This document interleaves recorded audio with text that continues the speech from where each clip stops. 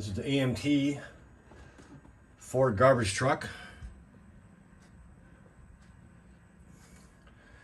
Decided to make it after the Soylent Green from the movie. I just painted it, which is typical spray paint. Out of the cans, a lot easier. And it's a garbage truck. Had to make it exciting somehow. Added lights to it. You got the headlights on there. Doesn't look too pretty back there. That's the battery. You got the tail lights. The back actually works there. Got the flashing lights. So